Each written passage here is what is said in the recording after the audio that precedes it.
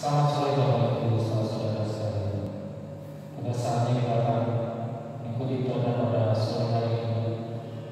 Mari kita mempersiapkan segala diri kita untuk memuji dan memuliakan Tuhan dan juga mendengarkan firman Tuhan, supaya jangan kita selalu terangi oleh kuasa Tuhan dalam hidup kita. Mari dengan kemuliaan Allah yang setia kepada kita, Bapa yang mulia, kasih-Mu begitu besar, Kau pulihkan hidup kami. Kaulah harapan hidupku dalam. Mari kita memujikan dengan apa bagus.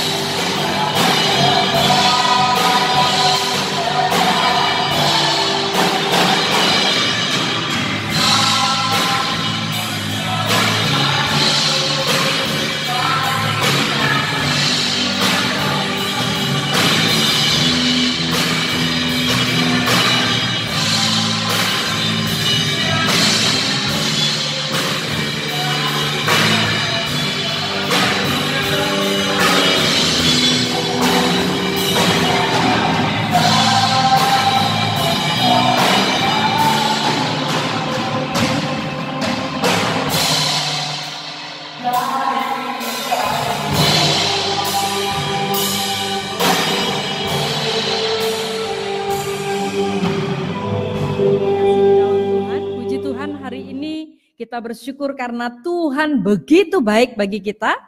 Saya akan membagikan kebenaran firman Tuhan hari ini, ya, dengan tema berkarakter dalam Kristus, dan saya mengambil bagian yang pertama, bagaimana berkarakter sebagai pemenang. Karena Kristus adalah contoh dan teladan bagi kita. Saya akan mengambil kebenaran firman Tuhan dalam kitab 1 Korintus pasalnya yang ke-10. 1 Korintus pasal 10 ayat 1 sampai dengan ayat 13. Saya akan membacakan ayat yang terakhir saja di ayat yang ke-13. Demikian firman Tuhan. Pencobaan-pencobaan yang kamu alami ialah pencobaan-pencobaan biasa yang tidak melebihi kekuatan manusia. Sebab Allah setia, dan karena itu Ia tidak akan membiarkan kamu dicobai melampaui kekuatanmu.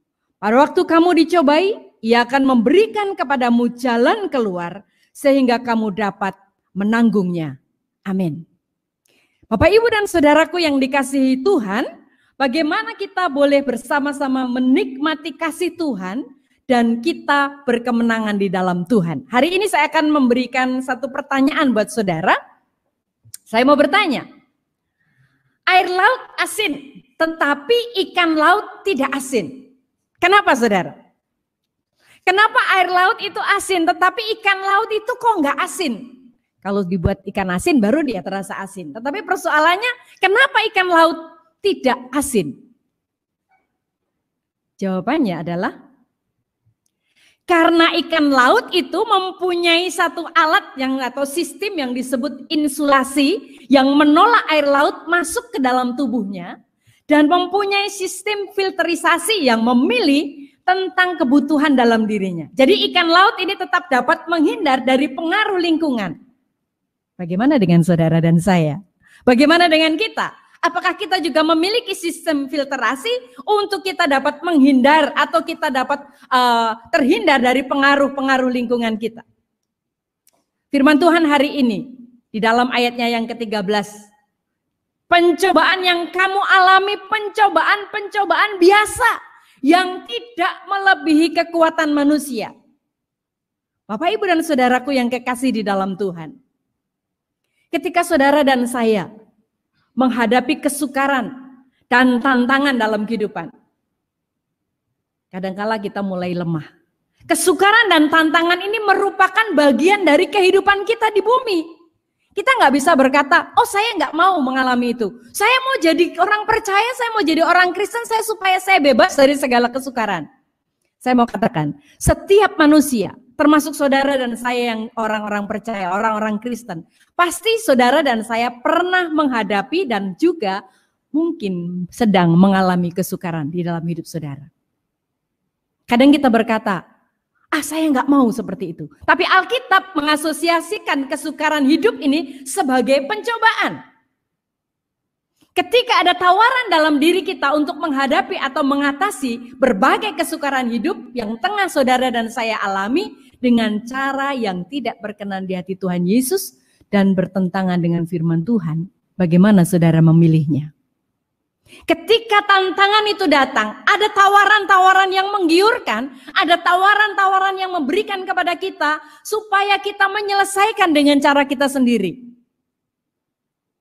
Tuhan Yesus ketika ada di dalam dunia ini pun Dia menghadapi tantangan. Ada tantangan, ada persoalan yang dihadapi, tapi bagaimana ketika dengan karakternya yang kuat Tuhan Yesus menang atas setiap tantangan. Hari ini kita akan belajar bagian yang pertama dari karakter Kristus, yaitu berkemenangan. Apa yang firman Tuhan katakan tentang ini? Di dalam Roma pasal 12 ayat 2 dikatakan, janganlah kamu menjadi serupa dengan dunia ini, tetapi berubahlah oleh pembaharuan budimu, sehingga kamu dapat membedakan manakah kehendak Allah, apa yang baik, yang berkenan kepada Allah, dan yang sempurna. Bapak, Ibu, dan saudaraku yang kekasih di dalam Tuhan Yesus, ayat ini sungguh luar biasa. Ini adalah penegasan yang sungguh-sungguh tegas yang diberikan kepada kita. Ini adalah satu perintah yang diberikan kepada kita. Janganlah kamu menjadi serupa dengan dunia ini. Saya akan memulai melihat pada bagian yang pertama. Jangan lagi kita dibiarkan atau jangan lagi kita membiarkan diri kita menjadi sepola dengan dunia ini. Bagian yang pertama ya.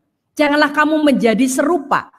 Ini adalah kalau kita lihat dalam konteks ini, dalam dunia, dalam apokaliptik Yahudi, ada dua macam konteks ini, yaitu dunia yang sekarang, yang ada, yang penuh dengan dosa, yang penuh dengan kekurangan, yang penuh dengan kerusakan, dan dunia yang akan datang yang ditandai dengan kesempurnaan dan kehidupan. Jadi Bapak Ibu dan Saudaraku yang kekasih di dalam Tuhan, dalam ayat ini, dalam Roma 12, ayat yang kedua ini, ditunjukkan bahwa dunia dipandang yang ada sekarang ini masuk dalam kerusakan dan kekurangan. Karena apa? Karena ini dalam konteksnya sekarang. Jadi Nats ini sedang membicarakan bukan dunia yang akan datang, tetapi yang sedang dibicarakan adalah konteks di mana saat ini kita berada.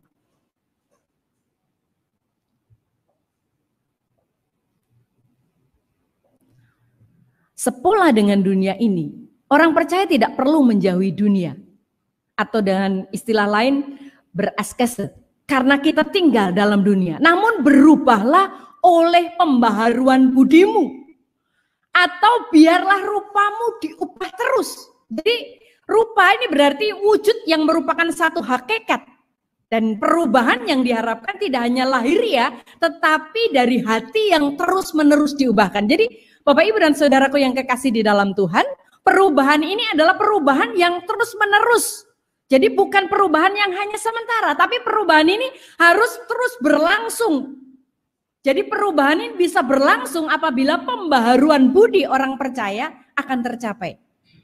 Jadi akal budi dan pikiran, di sini akal budi mengacu pada perubahan kelakuan manusia yang disebabkan dari pusat tindakan manusia yang mengambil keputusan-keputusan yang menentukan tindakan manusia.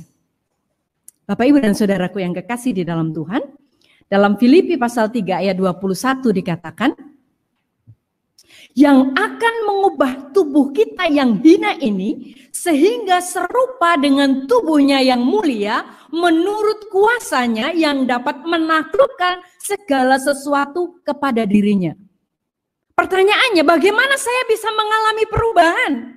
Apakah saya bisa mengalami perubahan ketika saya hidup di dalam dunia ini? Ayat ini jawabannya saudara. Filipi pasal 3 ayat 21 ini jawaban buat saudara bagaimana supaya kita mengalami perubahan. Karena firman Tuhan katakan yang akan mengubah tubuh kita yang hina ini sehingga serupa dengan tubuhnya yang mulia menurut kuasanya yang dapat menaklukkan segala sesuatu kepada dirinya. Ini yang kita belajar. Supaya apa saudara? Ketika saudara dan saya mengalami perubahan di dalam Kristus, dengan kita menyerahkan hidup kita kepada Kristus, maka firman Tuhan di dalam Roma pasal 12 tadi, sehingga kamu dapat membedakan manakah kehendak Allah. Jadi kita akan dibawa untuk bisa membedakan kehendak Allah. Banyak orang Kristen yang berkata, bagaimana saya bisa membedakan kehendak Allah? Ada banyak orang muda yang bingung bagaimana harus memilih teman hidup. Bahkan Alkitab sudah katakan terang gak bisa bersatu dengan gelap, tapi masih coba-coba. Masih coba-coba untuk berargumentasi. Oh, saya mau membawa mereka. Tetapi firman Tuhan katakan, bagaimana saudara bisa membedakan kehendak Allah? Saudara berkata, oh ini kehendak Allah. Saya mau mengambil dia, nanti saya injili, saya bawa kepada Tuhan, kemudian menjadi persembahan saya sekaligus menjadi calon istri saya.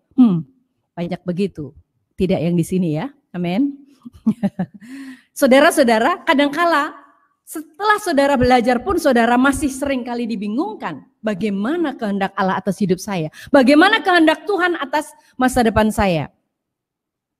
Kalau tadi saya berkata mungkin contohnya menjadi istri, mungkin yang wanita bilang, itu kamu bukan saya. Tapi yang wanita sama saja. Kadang-kadang ketika ada tekanan di dalam kehidupannya, dia harus mengambil keputusan. Di dalam hidupnya seringkali wanita-wanita lebih lemah untuk mengambil keputusan.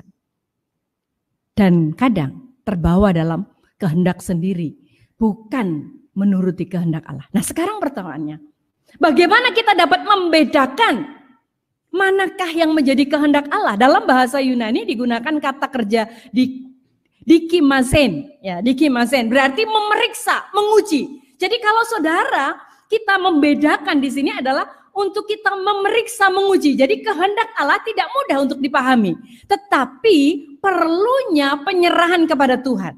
Jadi ketika saudara dan saya menyerahkan hidup saudara kepada Tuhan, maka kita dapat siap untuk diperiksa, bahkan kita siap memeriksa, siap menguji segala sesuatunya. Apakah ini sesuai dengan kehendak Allah atau tidak?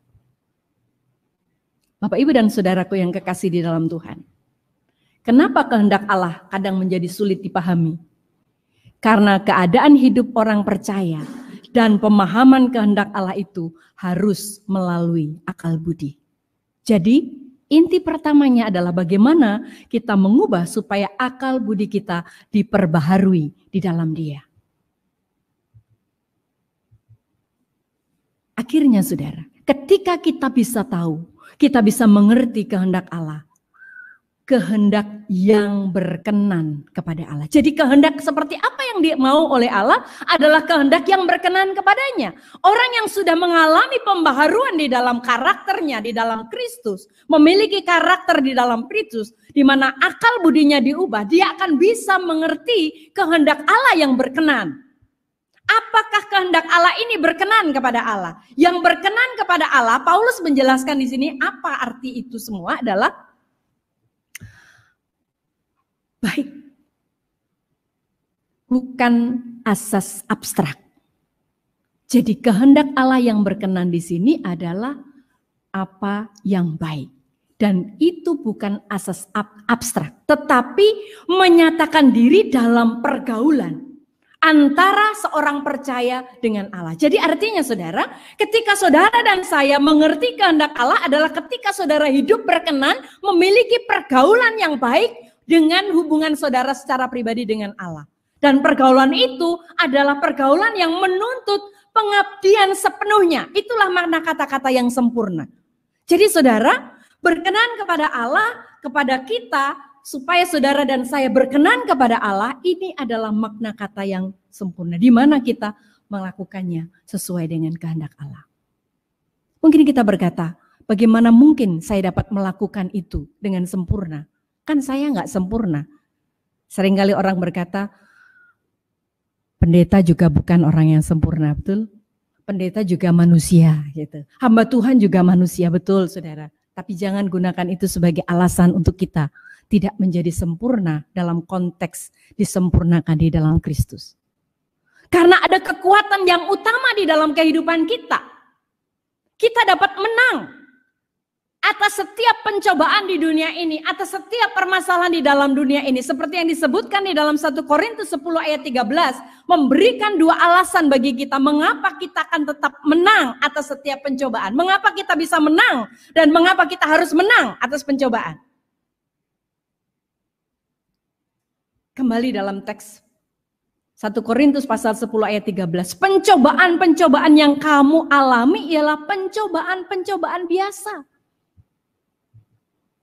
yang tidak melebihi kekuatan manusia. Tapi ada ayat selanjutnya yang menjadi jaminan bagi saudara dan saya. Sebab Allah setia dan karena itu Ia tidak akan membiarkan kamu, dicobai melampaui kekuatanmu. Banyak orang hanya membaca bagian pertama, tapi tidak membaca bagian penting ini. Sebab Allah setia dan karena itu Ia tidak membiarkan kamu, Bapak Ibu Saudaraku yang kekasih di dalam Tuhan, perhatikan baik-baik. Dia tidak akan membiarkan kamu. Luar biasa. Ketika saya merenungkan kebenaran firman ini, apa arti Tuhan tidak membiarkan kita dicobai? Artinya Tuhan Yesus mengontrol pencobaan yang akan datang di dalam kehidupan setiap manusia, khususnya saudara dan saya yang percaya, sehingga tidak melebihi kekuatan manusia. Wow, amin saudara. Tuhan akan mengontrol pencobaan yang datang kepada saudara dan saya. Jadi Tuhan tidak membiarkan saudara demikian saja saudara. Tuhan tidak membiarkan saudara jatuh dalam pencobaan. Kadang-kala kita berkata, oh pencobaan Tuhan diizinkan. Tapi saudara, ada bagian yang luar biasa, Tuhan mengontrolnya. Pencobaan-pencobaan yang kamu alami ialah pencobaan yang biasa, tidak melebihi kekuatanmu. Tidak melebihi kekuatanmu. Kata di sini manusia artinya Tuhan tahu masing-masing orang. Mungkin kita berkata, pencobaan dia lebih berat. Pencobaan dia lebih ringan, saya yang paling berat. Banyak orang berkata begitu. Tetapi saya mau katakan, Allah lebih tahu kekuatan kita masing-masing. Amin saudara. Allah tahu kekuatan saudara dan saya masing-masing. Sebab Allah setia dan Ia tidak akan membiarkan kamu dicobai. Luar biasa. Ini jaminan yang Tuhan berikan buat kita. Dan yang kedua Tuhan, jawaban bagi kita. Tuhan Yesus memberikan jalan keluar bagi umatnya yang mengandalkan Dia. Mengapa saudara dan saya bisa menang atas setiap pencobaan? Karena kita sudah diubahkan memiliki karakter di dalam Kristus dan pastinya Tuhan mengontrol setiap pencobaan yang datang. Dan yang kedua, Tuhan memberikan jalan keluar bagi umatnya yang mengandalkan Dia. Yang mengandalkan Dia. Pada waktu kamu dicobai, Ia akan memberikan kepadamu jalan keluar. Sehingga kamu dapat menanggungnya. Luar biasa saudara. Tuhan tidak berkata Tuhan akan menyingkirkan pencobaan itu dari kamu. Tidak. Tetapi firman Tuhan, Tuhan akan memberikan jalan keluar kepada saudara. Amin saudara. Saudara yakin akan kebenaran firman Tuhan hari ini? Tuhan akan menyingkirkan. Tuhan akan memberikan, maksud saya. Tuhan akan memberikan jalan keluar. Bukan menyingkirkan, tetapi memberikan jalan keluar. Supaya saudara dan saya berkemenangan di dalam Kristus. Jadi ada dua hal mengapa saudara dan saya harus menjadi pemenang. Yang pertama, karena Tuhan mengontrol pencobaan yang datang pada saudara dan saya. Pastilah tidak akan melebihi kekuatan saudara. Amin. Dan yang kedua, Tuhan memberikan jalan keluar buat saudara dan saya. Sehingga kita berkemenangan. Itu sebabnya bagian yang paling penting dalam kehidupan kita. Mari kita membawa seluruh akal budi dan pikiran kita diperbaharui di dalam Kristus. Sehingga kita memiliki karakter Kristus berkemenangan di dalam Dia. Dalam setiap pencobaan yang ada. Sebagai kesimpulan, kehidupan orang percaya mampu menampilkan perbedaan dengan dunia ini. Untuk tidak terpengaruh dengan dunia ini. Karena dunia yang ada sekarang ini dipenuhi dengan pelanggaran dalam hidup. Maka orang Kristen harus berani tampil beda. Inilah karakter yang harus kita miliki. Karakter pemenang di dalam Kristus. Amin saudara. Mari kita berkarakter, berkemenangan di dalam Kristus. Karena Tuhan sudah mengubah hidup saudara dan saya. Mari bawa hidup saudara dan saya bertelut kepada Tuhan. Hari ini, setiap saudara yang ada sekarang, dimanapun saudara saat ini berada. Mungkin saudara sedang mengalami tekanan, saudara sedang mengalami tantangan. Jangan takut saudara. Setiap pencobaan yang saudara alami tidak akan melebihi kekuatan saudara. Karena Tuhan mengontrolnya. Pastilah Dia akan memberikan jalan keluar kepadamu. Dan Tuhan akan memberikan kemenangan. Amin. Mari kita berdoa. Tuhan Yesus, kami mengucap syukur buat firman-Mu hari ini. Kami percaya Tuhan memampukan kami untuk berkemenangan di dalam Engkau. Karena Tuhan Yesus yang menjadi Tuhan dan Juru Selamat kami. Ampuni kami Tuhan jika kami sudah mulai lemah. Ampuni kami Tuhan jika kami putus asa. Ampuni kami Tuhan jika kami sekarang merasakan kami sendirian. Kami tidak kuat, kami tidak mampu. Tapi hari ini di dalam nama Tuhan Yesus Kristus. Oleh kuat kuasa Roh Kudus dan kebenaran firman Tuhan yang kami dengar. Memampukan kami untuk berkemenangan di dalam Kristus. Karena Tuhan sudah mengubahkan kami. Tuhan sudah memampukan kami. Dan Tuhan memberikan jalan keluar buat kami. Terima kasih Tuhan Yesus. Kami bersyukur, kami mau berkemenangan di dalam Engkau. Hari lepas hari, akal budi dan pikiran kami dibawa menjadi semakin serupa dengan Engkau. Dalam nama Tuhan Yesus, Tuhan memberkati setiap saudara yang mendengarkan firman Tuhan dan melakukannya di dalam kehidupan setiap hari. Haleluya. Amin.